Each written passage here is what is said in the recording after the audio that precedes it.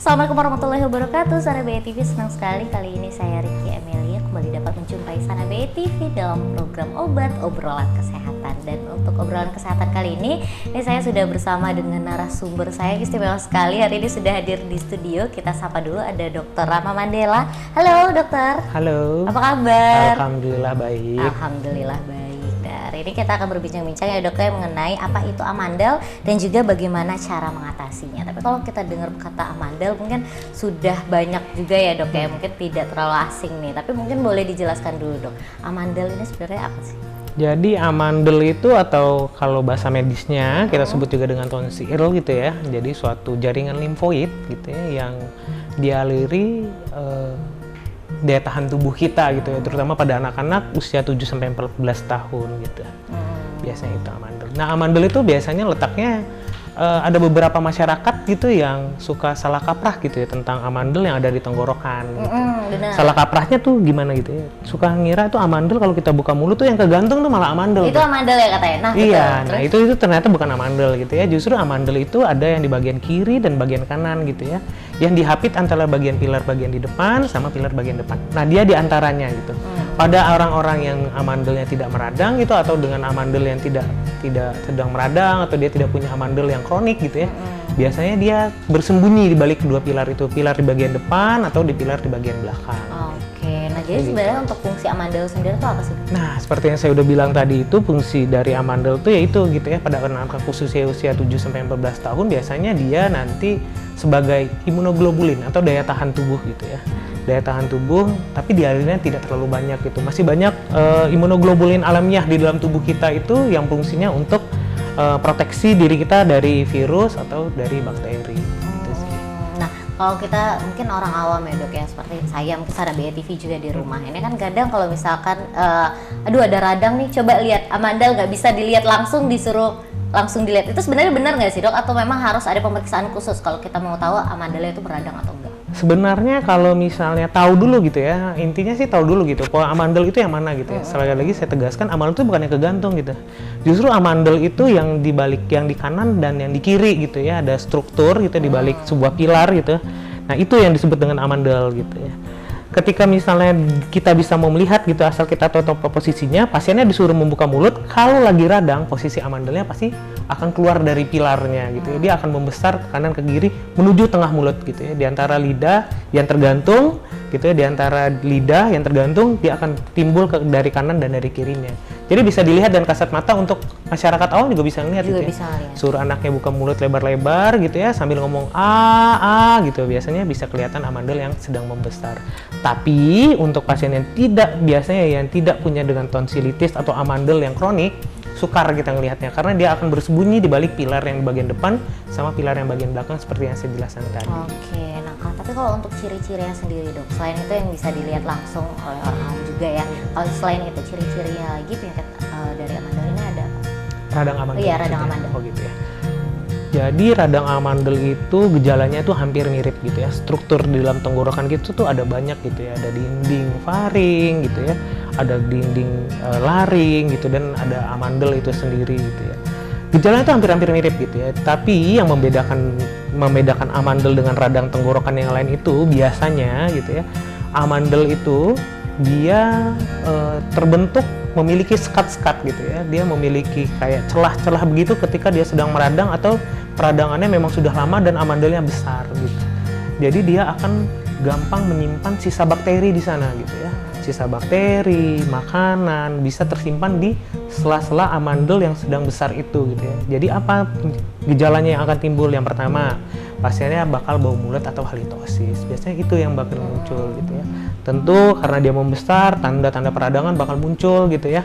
Seperti nyeri, panas gitu ya, nggak nyaman di tenggorokan, itu akan muncul. Biasanya seperti itu. Oke, nah itu ciri-cirinya. Kalau penyebab radang amandel sendiri itu apa aja sih? Radang amandel itu penyebabnya antara dua.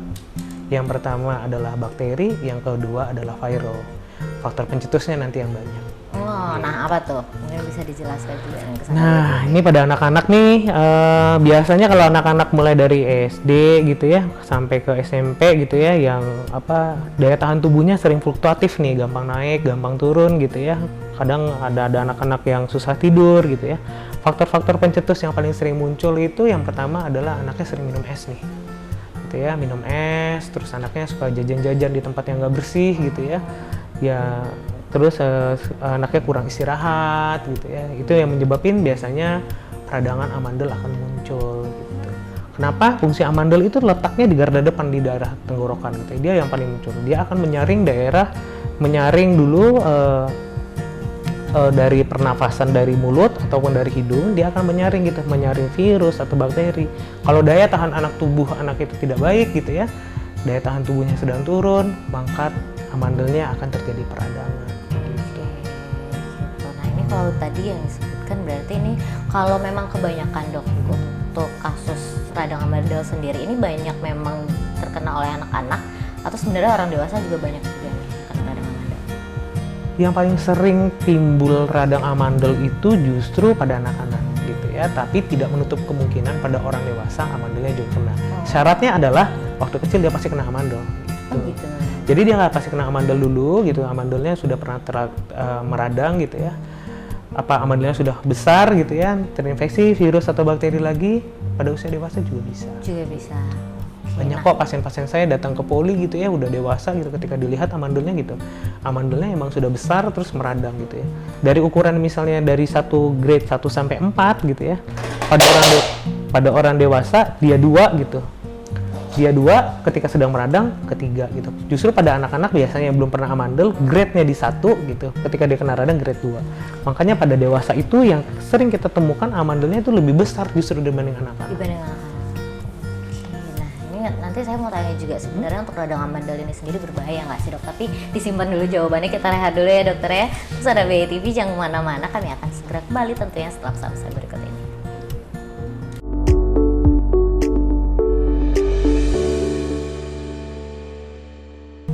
Sana BTV kembali lagi di obrolan kesehatan ya, masih bersama saya Ricky Amelia dan kali ini juga masih bersama dengan Dokter Rama. Dok, ini sebenarnya untuk radang amandel sendiri itu sebenarnya berbahaya nggak sih dok? Suatu proses peradangan gitu ya, dimanapun proses peradangannya tentu kalau tidak dilakukan obat-obatan gitu ya, kita terapi gitu ya, tentu mau menimbulkan suatu dampak gitu ya terhadap tubuh kita gitu, terutama yang perlu digarisbawahi adalah terutama pada anak-anak gitu ya. Kenapa? Ketika amandel tidak diobati pada anak-anak gitu, nanti dia akan terganggu proses belajarnya. Kenapa? Tentu yang namanya peradangan akan menimbulkan seperti demam, batuk, nggak nyaman di tenggorokannya gitu ya. Dampaknya apa? Anaknya jadi males makan gitu ya, daya tahannya makin turun kembali gitu. Justru ada beberapa faktor yang menyebabkan fase di mana sleep apnea gitu. Jadi gara-gara peradangan tenggorokan, si anaknya ketika tidur gitu ya, dia akan terhambat saluran flow udaranya gitu menuju jaringan di tubuhnya gitu, sehingga dia akan terjadi gangguan tidur. Efeknya apa jangka panjangnya gitu ya? Proses belajarnya yang akan terganggu. Gitu ya. Gimana? Kenapa? Nanti ketika di kelas gitu ya, yang anak-anak lainnya gitu ya, ketika anak-anak lainnya sibuk bermain gitu ya, belajar gitu, dia malah ngantuk. Jadi dikatakan berbahaya, ya sebaiknya harus diobati, terutama pada anak-anak. Ya. Tapi ini kita agak mundur sedikit, tadi aku lupa tanya. Kalau misalkan tadi kan penyebabnya itu mungkin dari pola makan juga ya, sembarangan, nggak bersih. Tapi kalau dari kekurangan vitamin bisa juga nggak sih dok? Bisa. Balik lagi ya gitu ya, kita ambil sampel misalnya, ada 2 anak yang sama gitu ya, 2 anak yang sama gitu, sama-sama sedang minum es nih, atau minum es dan kita kasih jajanan yang ada di luar gitu ya, anggaplah begitu gitu ya. Tapi satu anaknya ini imunisasinya lengkap nih, atau dia minum multivitamin nih, yang baik gitu ya. Yang satunya kena radang amandel, yang satunya enggak gitu ya. Kenapa? Faktor pencetusnya ada, tapi imunitas atau daya tahan tubuh penting gitu. Jadi berpengaruh nggak vitamin? Berpengaruh tentu. Kenapa? Untuk meningkatkan daya tahan tubuh anaknya. Sehingga ketika terjadilah, anggaplah itu suatu serangan dari virus atau bakteri, proteksi tubuhnya kuat. Jadi tidak terjadi peradangan. Balik lagi ke imun tubuh si anak juga ya. Iya, benar. Oke. Dok, tapi untuk mengatasi radang amandel sendiri memang apa harus langsung ke dokter THT atau kita sebenarnya dari rumah juga bisa mengatasi sendiri dulu? Bisa gitu ya. Saya kasih edukasi untuk itu ya, untuk para orang tua ketika anaknya datang dengan ketika anaknya udah males makan nih gitu ya, udah malas makan, terus sering mengeluhkan, aduh nggak nyaman nih tenggorokannya gitu ya. Anggaplah dia radang tenggorokan nih, atau kita anggaplah dia suatu amandel gitu ya. Yang perlu dilakukan ibu-ibu gitu ya, untuk sementara waktu gitu ya, ambil air garam gitu ya, ambil garam, suruh anak-anaknya kumur dengan air garam hangat, itu aja dulu, sambil kasih multivitamin, suruh bed rest total gitu ya, kasih makan yang banyak, kasih makan yang bergizi.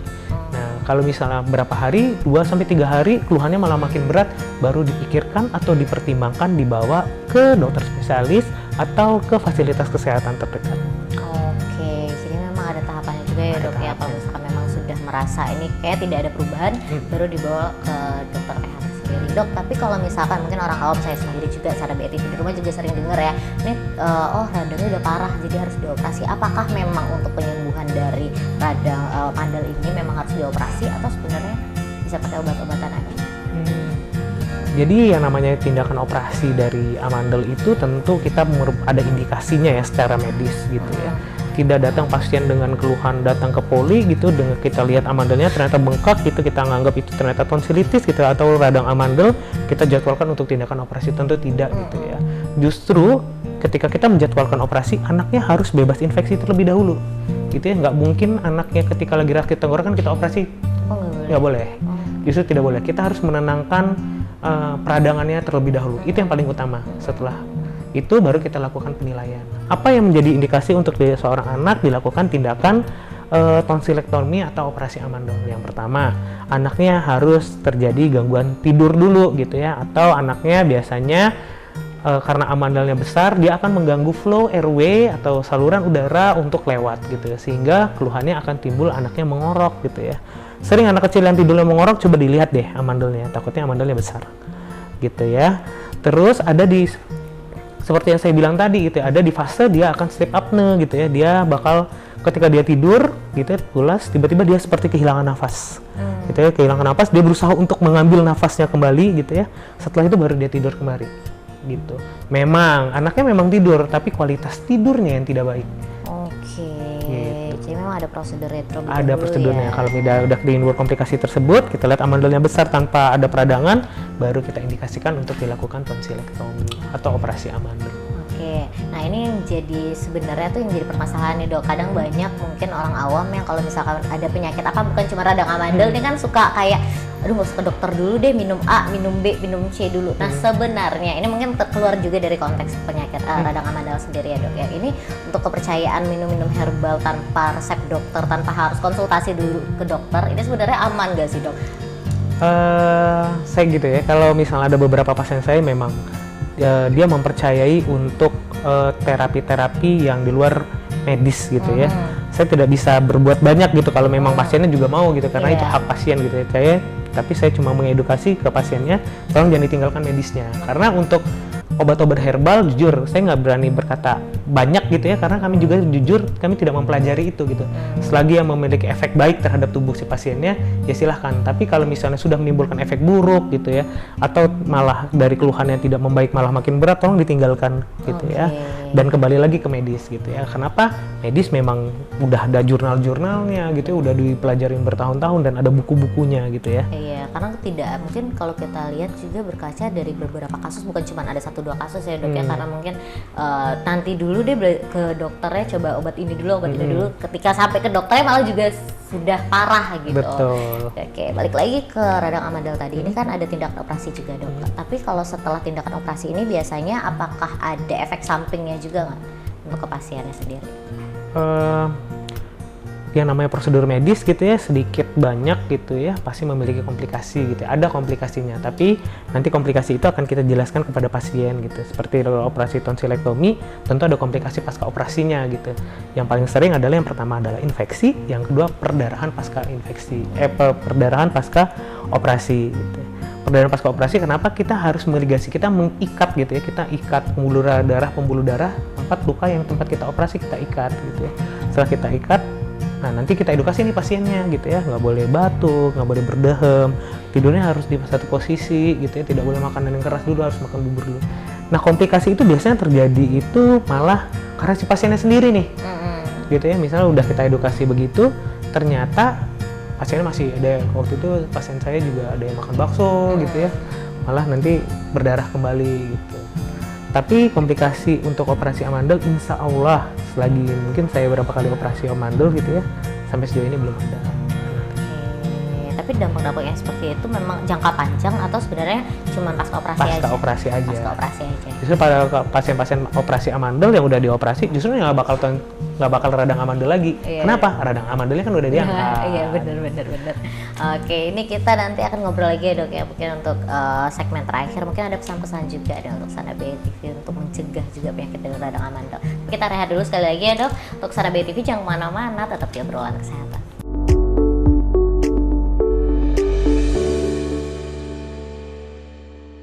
Sanabe TV kembali lagi di obrolan kesehatan. Kita masuk ke segmen terakhir, tapi mungkin masih ada beberapa pertanyaan juga.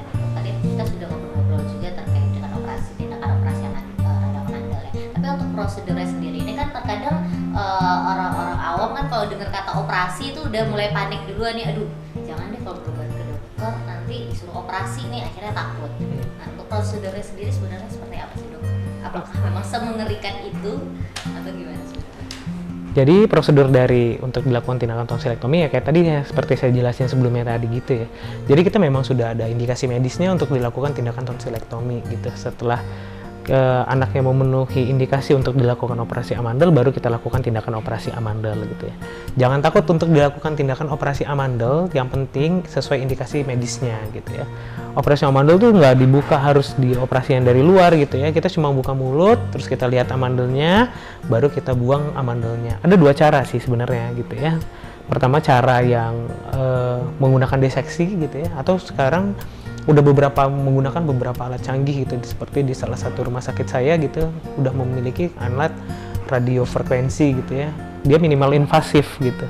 Minimal invasif itu dia menggunakan tegangan gitu, jadi dia tidak mengeluarkan banyak darah gitu, dan proses operasinya juga berlangsung lebih cepat gitu dari yang menggunakan diseksi. Tapi tetap saya garis bawahin, resiko untuk dilakukan tindakan operasi atau tindakan medis tetap ada gitu. Tapi kita sebagai operator atau sebagai dokter bedahnya, kita berusaha semaksimal mungkin untuk minimalisir komplikasi atau resiko pasca dilakukan tindakan operasi.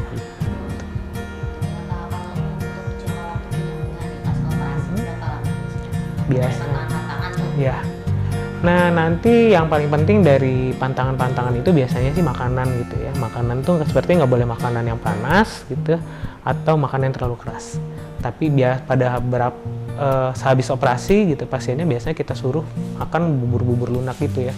Jadi pantangannya tidak boleh makan yang keras dan panas ya, bubur lunak dingin. Tapi nanti setelah 1 minggu konsentrasinya akan kita naikin tuh gitu ya, konsistensi kita naikin dari bubur lunak dingin jadi bubur saring, terus pasiennya baru boleh makan seperti biasa. Durantenya kurang lebih 2-3 minggu biasanya pasiennya udah baik gitu. Udah bisa ya. Iya. Dokter, tapi untuk radang amandel sendiri ini kan banyak mitos-mitos juga yang bertebaran. Bukan cuma penyakit ini, mungkin penyakit yang lain juga banyak banget mitos-mitos yang bertebaran di mana-mana. Nah, ada beberapa mitos. Yang pertama itu penyakit amandel ini biasanya katanya karena keseringan minum es. Betul kan? Seperti yang jelasin tadi gitu ya. Jadi memang anak-anak yang minum es gitu memiliki andil untuk terkena peradangan terhadap amandel gitu ya. Karena si es sendiri dapat menurunkan imunitas atau daya tahan tubuh si anaknya gitu. Jadi memang fakta kalau misalnya anak yang terlalu banyak minum es gitu ya bisa menyebabkan peradangan pada amandel.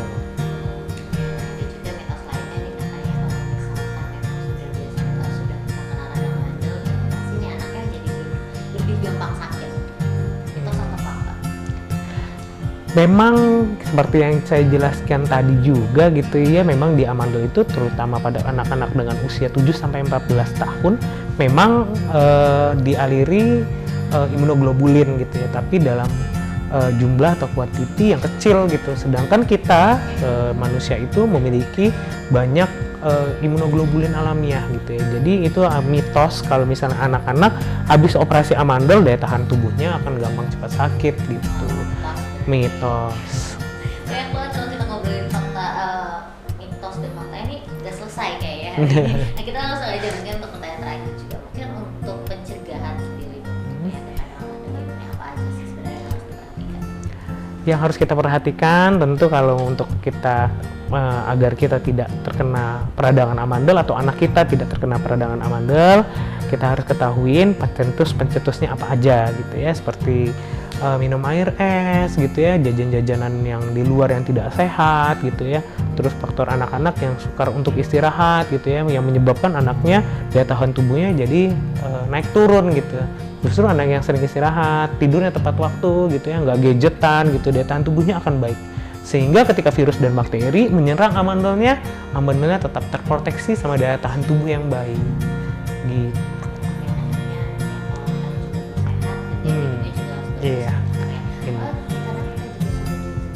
Mungkin ada pesan-pesan juga yang disampaikan ke Sana Baby Dok terkait dengan tema kita hari ini, dan mungkin ada pesan-pesan lainnya. Silakan.